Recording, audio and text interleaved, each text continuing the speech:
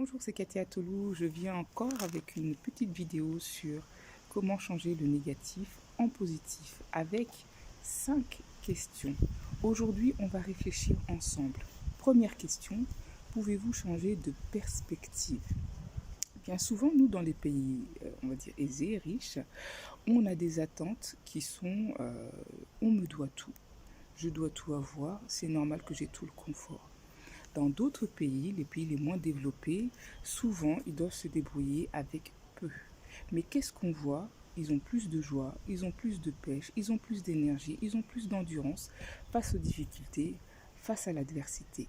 Ça doit nous enseigner quelque chose. Souvent, j'ai des amis d'Afrique, quand ils m'appellent au téléphone, alors que tu vas, ça va? Des fois, je suis là, ouais, ça va. Peut-être que le même jour, ils ont une coupure d'électricité, une coupure d'eau, il y a eu plein de problèmes, mais ils ont la joie. Donc, pouvons-nous changer de perspective? Deuxième point, quelle est la valeur que vous attachez à votre vie?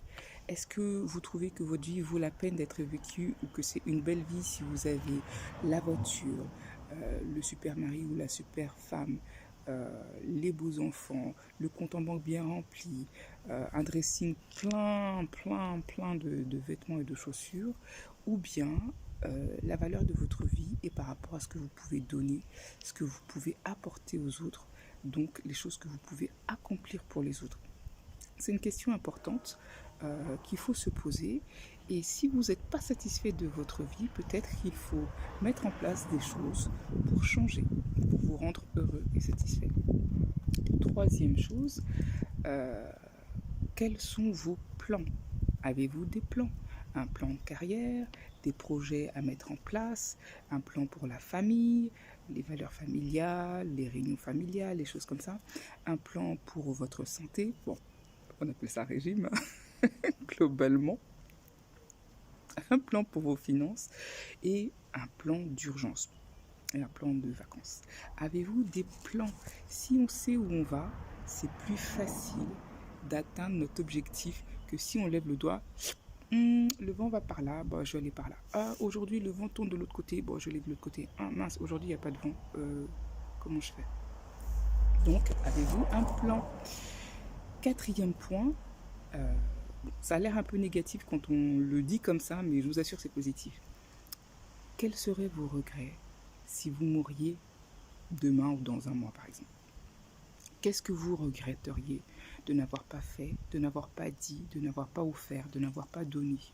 Faites une liste et vous verrez que si vous commencez à accomplir, à réaliser les choses qui paraissent vraiment importantes pour vous sur le moment, vous aurez beaucoup de joie, beaucoup de paix, beaucoup de...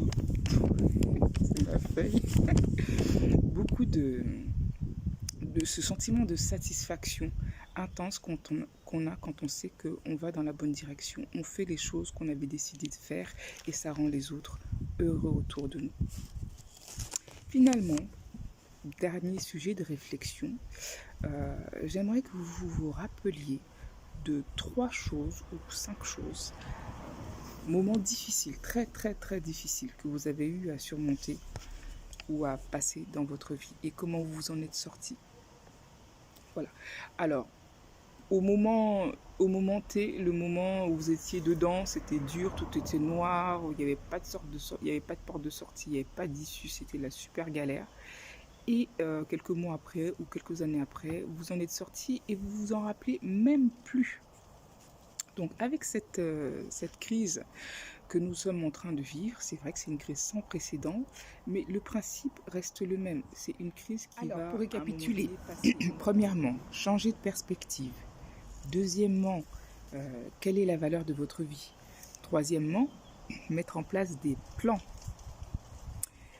Quatrièmement, quels seraient vos plus grands regrets? Listez les choses qui sont vraiment importantes pour vous à faire avant de mourir. Et cinquièmement, rappelez-vous des moments difficiles que vous avez surmontés.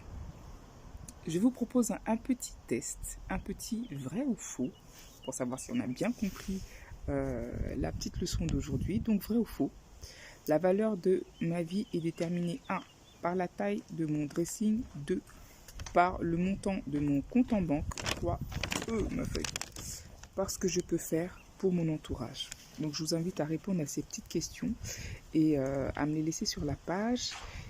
Et je vais répondre à toutes les personnes qui ont liké la vidéo, leur envoyer un petit mot positif parce que c'était le challenge d'hier. Je vous souhaite une bonne journée à tous et à demain.